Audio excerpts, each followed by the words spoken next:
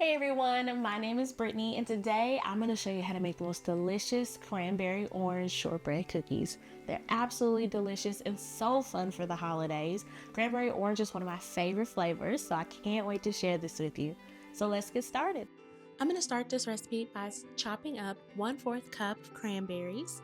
These are dried cranberries and you don't want to get them too small. You definitely want to get them a nice medium coarse chop. I'm also going to zest one medium-sized orange. Be careful when you're zesting, you don't want to get the white part. You always want to get the orange part. The white part is going to be really bitter and going to make your cookies not taste very great. I've got 1 stick of unsalted butter in my bowl. And I'm going to add 2/3 cup of powdered sugar. I'm going to blend this with my hand mixer to make sure everything is well combined and nice and fluffy. Then I'm going to add a 1/2 teaspoon of vanilla extract, as well as my orange zest, then my cranberries, a 1/4 teaspoon of salt, and 1 1/4 cups of all-purpose flour. Then I'm going to blend these up together until they're nice and combined and crumbly. It's not going to come all the way together as a dough. It's going to still be a little bit loose, a little bit crumbly, but it's okay. It's all going to come together. Don't worry. For this recipe, I'm going to use cling wrap or you can use saran wrap. And then I'm going to pour my dough right on top. You want to use cling wrap or saran wrap. You don't want to use parchment paper for this. Parchment paper is just not going to cooperate well. It's not going to do what you want it to do. So I highly suggest cling wrap or saran wrap. And then from there, you're just going to use that cling wrap to try to form this into a dough. You're going to press down and press the dough together so it starts to form a log. And you want to get it nice and rolled up into the log and really use that cling wrap to help you do this, okay?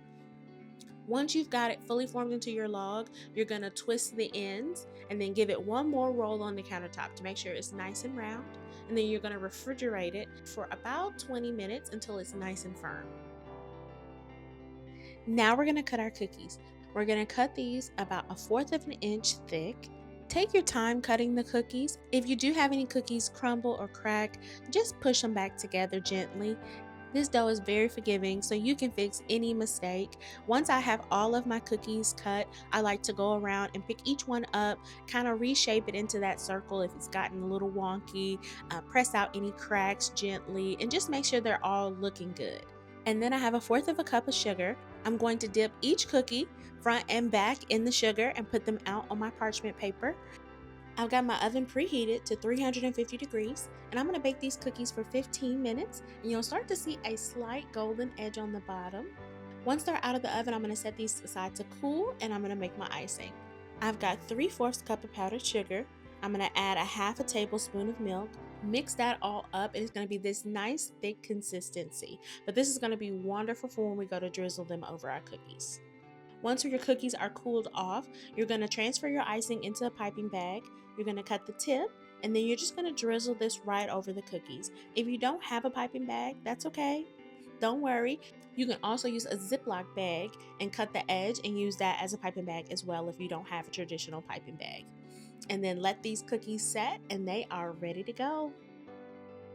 I hope you enjoyed this recipe as much as I did. If you did, go ahead and give this video a thumbs up. It really helps to support my channel. And if you'd like to see more recipes like this, go ahead and subscribe. Thanks for watching.